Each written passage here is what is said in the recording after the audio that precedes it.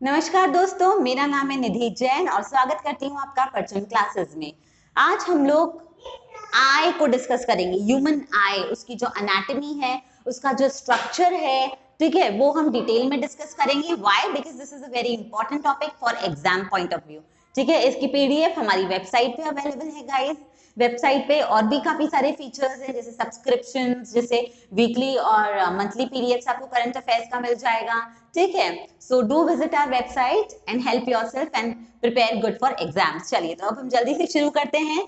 सबसे पहले ह्यूमन आई का आप लोग स्ट्रक्चर देख लीजिए। ठीक है, एक बार इस डायग्राम को आप लोग अपने मन में बैठा लेंगे तो अपन आगे जो डिस्कस करेंगे वो बहुत ही आसानी होगी। ठीक है, स्क्लेरा, या तो आप एक काम कीजिए, इन वर्ड्स को फेमिलियर कर लीजिए अपने दिमाग में। तो जब हम डिस्कस करेंगे तो आपको याद आएगा कि कौन सा कहाँ था। सबसे बाहर स्क्लेरा, फिर कोरोइड, फिर रेटिना, यहाँ आइरस होता है, ये लेंस होता है, प्यूपिल है लेंस के एकदम सामने, कॉर्निया है एकदम लेंस के बाहर वाली लेयर। ठीक है, तो ये सारी चीजें हैं।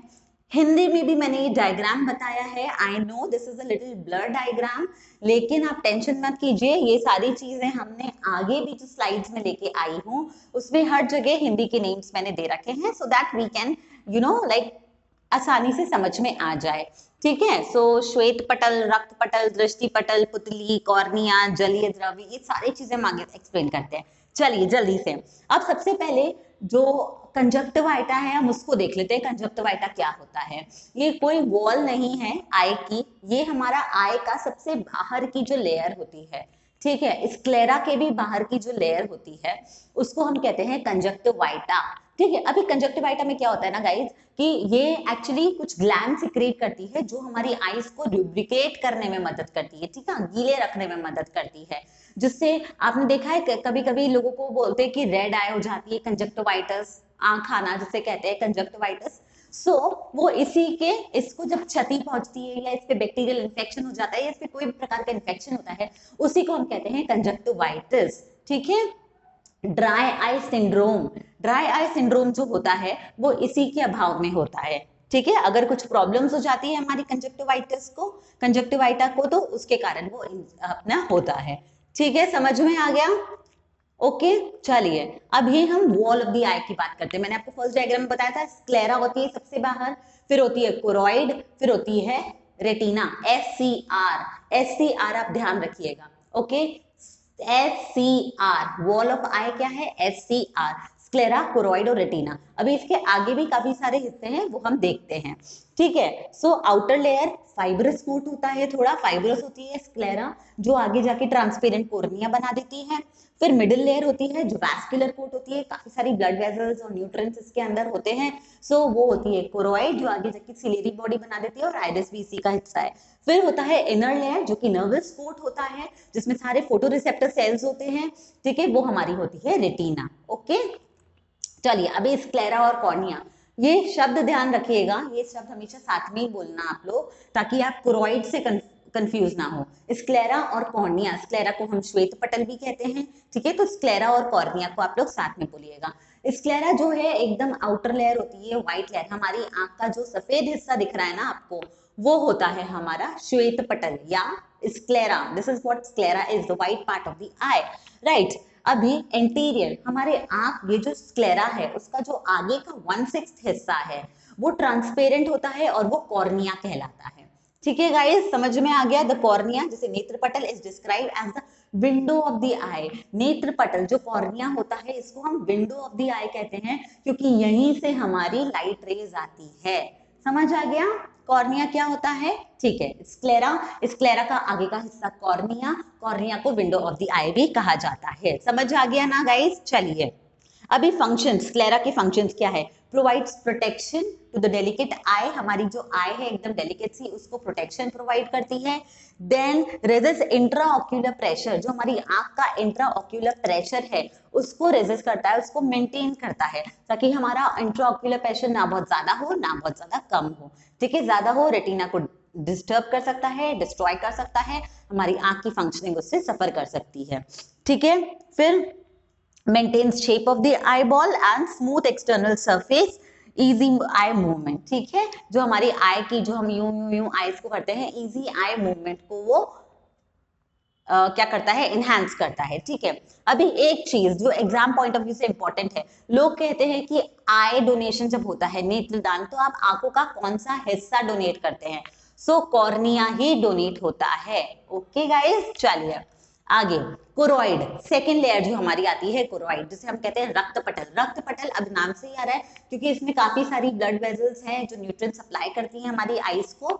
सो यस, इस ठीक है, और ये जो लेयर है रेटिना और स्क्लेरा के बिटवीन होती है, ये तो काफी ज्यादा क्लियर है। सेकेंड लेयर है जो, ठीक, न्यूट्रिएंट्स बोल दिया मैंने। डार्क पिगमेंटेशन होता है इसका, मेलानिन पिगमेंट की वजह से इसका कलर भी थोड़ा सा डार्क है। ये जो आपको आंखों में हल्का हल्का सा वो नहीं दिखता आपको, नसें दिखती है, ब्लड कैपिलरीज दिखती है, इनफैक्ट नसें नहीं, ब्लड कैपिलरीज जो होती है वो हमारी किसकी हिस्सा है, कोरोइड का हिस्सा है। ठीक है, so yes, this red layer is choroid. Okay, अभी चलिए आगे आते हैं। कोरोइड जो है, जो आगे जाके सीलियरी बॉडी बना रहा है, वो भी आगे डिस्कस करेंगे, और आइरिस भी इसी हिस्से में आ रहा है। ये तीनों मिलके यूविया बॉडी बनाते हैं, uvea body. Okay, choroid, ciliary bodies and iris uvea कहलाते हैं। ठीक है, ये डायग्राम आप लोग समझ लीजिए, आगे बढ़ते हैं। सीलियरी बॉडी, सीलियरी बॉडी क्या है? अब जैसे इस डायग्राम में देखिए बहुत अच्छा सा क्लियर सा है, ये हमारा आया कोरोइड। कोरोइड आगे जाके देख रहे हैं थोड़ा सा गुच्छा टाइप बना रहा है, ठीक है, वो होती है हमारी सीलियरी बॉडी। और सीलियरी बॉडी में ही आगे सस्पेंसरी लिगामेंट्स होते हैं, जिसे जोन्युलस भी कहते हैं। सस्पेंसरी लिगामेंट्स वो हमारे सेल को इन शेप रखते हैं, सेल को इंटैक्ट रखते हैं, हिलने नहीं देते सेल को, सेल क्या, सॉरी, लेंस सॉरी लेंस को अपनी पोजीशन में रखते हैं। समझ आ गया सीलियरी बॉडी क्या है? जैसा मैंने कहा, स्मूथ मसल फाइबर्स है, कंटिन्यूएशन है ये कोरोइड का ही। ठीक है, सस्पेंसरी लिगामेंट्स भी आपको बता दिया, सेल को अटैच रखते हैं अपनी पोजीशन में, and accommodation bye adjusting thickness of the lens. और ये क्या करते हैं, लेंस की थिकनेस को एडजस्ट करते हैं, जिससे हमें दूर का पास का इस हिसाब से दिख जाता है।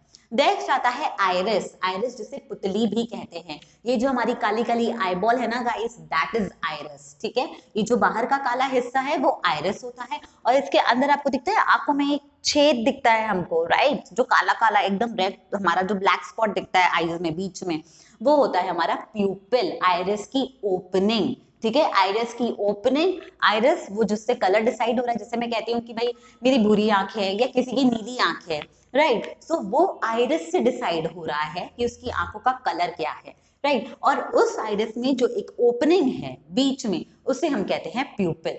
समझ आ गया? ये देखिए, ये आइरिस और आइरिस की प्यूपिल, जिसके पीछे लेंस है, वो होता है हमारा प्यूपिल। Okay, membrane that sits between the cornea and the lens, okay, arises from the margin of ciliary body। ये मैंने आपको बताया, ciliary body के continuation में ही है ये। Depends on the amount of pigment, ये भी मैंने आपको बताया। जो कलर ऑफ द आईज है, ये आइरिस से ही डिपेंड करता है। अगर ज्यादा पिगमेंट है आइरिस में तो डार्क कलर होगा, कम पिगमेंट है तो लाइट कलर होगा। ठीक है, और मैंने आपको बता दिया प्यूपिल किसे कहते हैं। नेक्स्ट, अभी लेंस, जो क्रिस्टलाइन लेंस होता है, बाय कॉन्वेक्स लेंस होता है हमारे आईज में, ठीक है, वो एकदम पीछे है हमारे आइरिस के पीछे। ओके, सस्पेंसरी लिगामेंट्स जो मैंने कहा आपको, जोन्युलस उससे अटैच होता है। फिर यही है कि कॉर्निया के साथ में ये लाइट को रेटिना पे फोकस करने में मदद करता है। लेंस का फंक्शन अपने को पता है, अपन ने एक बार उसमें भी डिस्कस किया था हमारे लाइट्स वाले चैप्टर में। ओके, चलिए, सो यही सब चीजें हैं। पास होता है तो उसको उस हिसाब से एडजस्ट करता है, दूर होता है तो उसको उस हिसाब से एडजस्ट करता है। Then the space in between cornea and lens. अभी यस, ये एक और इम्पोर्टेंट चीज है, जलीय द्रव्य। जलीय द्रव क्या होता है? Aqueous humour. जो हमारी कॉर्निया और लेंस के बीच में स्पेस होती है ना गाइस, वो एक लिक्विड से भरी हुई होती है, राइट, सो वो लिक्विड होता है एक्वस ह्यूमर, राइट। ये देखिए, एंटीरियर चेम्बर और इसके अंदर लिक्विड है हमारा, सो ये हो गया हमारा एक्वस ह्यूमर। बेसिकली कॉर्निया और आइरिस, प्यूपिल और फिर लेंस, राइट, सो उनके बीच में ये जो हमारी स्पेस है, खाली स्पेस, वो लिक्विड से भरी हुई होती है, एक्वस ह्यूमर। ठीक है, अब ये इसका मदद क्या होता है, इसका काम क्या होता है? Aqueous humour actually intraocular pressure को मेंटेन करता है, ताकि प्रेशर ज्यादा बढ़े नहीं, रेटिना रप्चर हो नहीं। ये रिच होता है एस्कॉर्बिक एसिड में, ग्लूकोज में, अमीनो एसिड में, ठीक है, और ये कॉर्निया और लेंस को नरिश करता है। ठीक है। एस्कॉर्बिक एसिड, ग्लूकोज और अमीनो एसिड्स में ये रिच होता है एक्वस ह्यूमर। अब ये एक्वस ह्यूमर को आप समझिए, ये जनरेट कहाँ से होता है, ठीक है। तो ये जनरेट कहाँ से होता है, हमारा कैपिलरीज और सिलियरी बॉडी। मैंने आपको भी बताया सिलियरी बॉडी थी, तो वहां से ये क्या होता है, सिलियरी बॉडी से जनरेट हुआ, ठीक है। ये देखिए सिलियरी बॉडी से आया, फिर ये पूरा घूम फिर के कैनल ऑफ स्क्लेम में जाके घुस गया, समझ आ गया। सिलियरी बॉडी से जनरेट हुआ, फिर ये अपनी आईज में है और ये एन दी एंड कहाँ जाता है, कैनल ऑफ स्क्लेम। समझ आ गया ना गाइस। ये एब्जॉर्प्शन ऑफ एक्वस ह्यूमर, ये मैंने डायग्राम में वहां बता रखा है। नॉर्मल इंट्राओक्यूलर प्रेशर कितना होता है, ये क्यों बता रही हूँ, क्योंकि जो एक्वस ह्यूमर है ये इंट्राओक्यूलर प्रेशर को मेंटेन करने में मदद करता है। तो नॉर्मल जो हमारा इंट्राओक्यूलर प्रेशर है ये 10 to 20 mmHg होता है। समझ में आ गया। ये कैनल ऑफ स्क्लेम देख लीजिए, यहाँ पे सारा का सारा हमारा एक्वस ह्यूमर जा रहा है और सिलियरी बॉडी से जनरेट हो रहा है। सो कंफ्यूज मत होइएगा, अगर एग्जाम में आता है कि एक्वस ह्यूमर जलीय द्रव कहाँ से उत्पन्न होता है, जनरेट होता है, तो वो सिलियरी बॉडी से, और इन द एंड कहाँ जा रहा है, वो कैनल ऑफ स्क्लेम के अंदर, ठीक है। समझ में आ गया, यही सब लिखा है इसमें। नेक्स्ट विट्रस ह्यूमर, अभी हमने सिलियरी उसका बात करा, एक्वस ह्यूमर। अभी विट्रस ह्यूमर क्या है, ठीक है। अभी विट्रस ह्यूमर क्या है, लेंस और रेटिना के बीच के अंदर जो खाली स्पेस है वहां पर भी एक जेली लाइक लिक्विड होता है जिसे हम विट्रस ह्यूमर कहते हैं, और उसको हम कच्छाप द्रव भी कहते हैं, कच्छाप द्रव, ठीक है। विट्रस ह्यूमर समझ में आ गया, जेली लाइक लिक्विड है, ओके।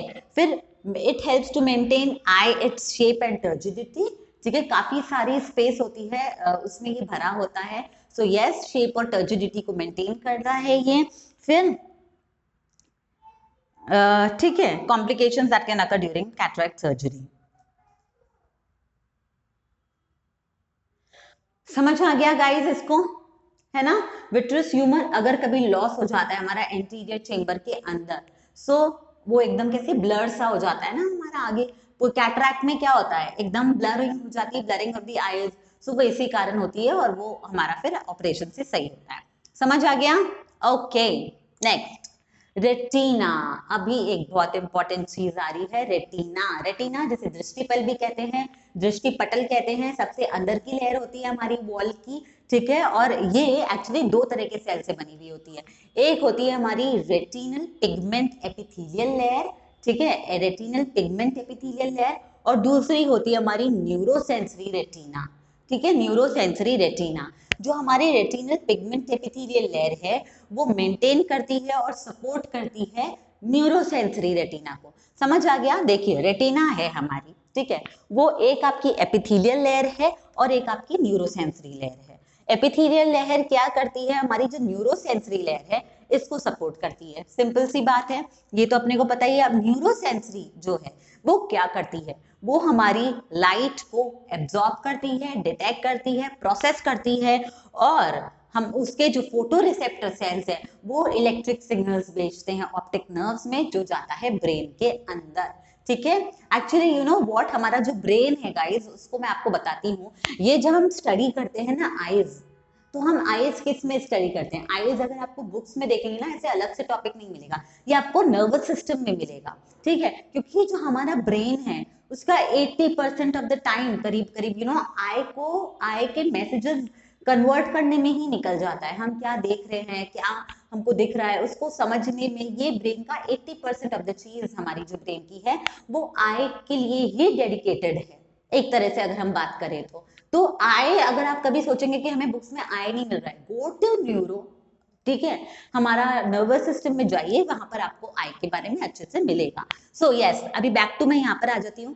क्या करते हैं न्यूरोसेंसरी सेल्स, अपने जो सिग्नल्स हैं वो ऑप्टिक नर्व में भेजते हैं और वो ऑप्टिक नर्व लेके जाती है ब्रेन तक वो सारे सिग्नल्स। ओके गाइज, अब 2 टाइप ऑफ फोटोरिसेप्टर सेल्स होते हैं, बहुत ज्यादा इंपॉर्टेंट है, प्लीज इसको आप लोग सुन लीजिए अच्छे से।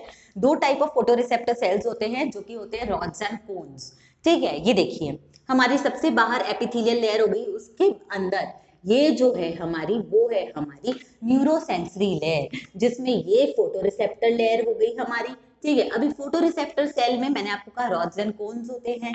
रॉड्स क्या होता है बेसिकली, आप अब रॉड्स एंड कोन्स में आपको बहुत इजीली आपको बता रही हूँ आपको कैसे इनके फंक्शंस ध्यान रखने हैं। रॉड्स क्या है, रॉड शेप्ड होता है, इसीलिए इसको रॉड बोला जाता है, और कोई लॉजिक नहीं है इसके पीछे। ठीक है, रॉड सेल्स क्या करते हैं, हमारा जो हमारे नाइट विजन है उसमें मदद करते हैं। अब इसको आप कैसे ध्यान रखेंगे, रॉड जब हमारे मान लीजिए अंधेरा होता है तो हम रॉड की वो करते हैं ना, यूं ऐसे रॉड के लिए हम करते हैं कि रॉड हमें बताएगी कि भाई क्या चीज कहाँ है। तो जैसे जिन लोग ब्लाइंड होते हैं वो रॉड की मदद लेते हैं, ठीक है, चलने के लिए। तो रात में आप ये सोचिए रॉड की हमें मदद लेनी है चलने के लिए, क्योंकि हमें कुछ दिख नहीं रहा है, तो रॉड्स क्या करती है, नाइट विजन में मदद करती है। ओके, अभी दूसरी चीज, अभी आता है कोन्स। कोन्स किस में मदद करते हैं, हमें कलर डिटेक्शन के अंदर। अभी इसको आप कैसे याद रख सकते हैं ना, कोन्स क्या होता है, आइसक्रीम कोन्स जैसे होते हैं। अब कलरफुल आइसक्रीम्स होती है, right, red, orange, pink, white, brown, कितनी तरह की आइसक्रीम्स होती है, ग्रीन। सो रेड जो हमारा क्या होता है, जो कोन सेल्स है वो हमें बेसिकली क्या करते हैं, मदद करते हैं कलर डिटेक्ट करने में। Okay, so rods and cones का डिफरेंस समझ में आ गया, ये काम है। अभी आप लोग देखिए कि यहाँ पे गैंग्लियंस भी है। गैंग्लियंस क्या करते हैं, बेसिकली गैंग्लियन सेल्स क्या करते हैं, गैंग्लियन सेल्स हमारी मूवमेंट डिटेक्ट करते हैं। जैसे मैं हाथ यूं कर रही हूँ ना, तो ये आपको अगर मूवमेंट दिख पा रही है कि मूवमेंट हो रहा है, तो ये गैंग्लियन सेल्स की वजह से हो रहा है। समझ आ गया गाइस, बहुत इजी था, ये सब समझ में आ गया। कौन receptors are mostly concentrated at the macula. अभी आप लोग ये देखिए, जो रेटिना है उसमें जो कोन सेल्स हैं वो ज्यादातर मेक्यूला के अंदर, सेंटर ऑफ द रेटिना जो है वहां पर कॉन्सेंट्रेटेड होते हैं, उसको हम कहते हैं मेक्यूला। ये इंपॉर्टेंट क्वेश्चन है गाइस, क्योंकि मेक्यूला के बारे में पूछते हैं, and are important for the detail visual activity and colour, ये मैंने आपको बता दिया। Any damage to the macula such as macular degeneration will cause burning, blurring of the central vision. ठीक है, समझ आ गया, क्योंकि ज्यादातर कोन सेल्स हमारे सेंटर में है, जिसे मेक्यूला कहते हैं। अगर मेक्यूला कभी डिस्टर्ब होता है, उसको कुछ खराबी होती है, डीजनरेट होता है, तो हमारी आई का जो है वो विजन ब्लर हो जाता है सेंट्रली, राइट, सेंटर से। समझ आ गया। Then fovea centralis. अभी फोविया सेंट्रलिस मेक्यूला के सेंटर का हिस्सा है, ठीक है, मेक्यूला रेटिना के सेंटर का हिस्सा था जहां पर कोन सेल ज्यादा इकट्ठे हैं। अब fovea centralis is a small central pit compose of closely packed cones in the eye. ठीक है, मेक्यूला के भी सेंटर में है, वो होता है फोविया सेंट्रलिस।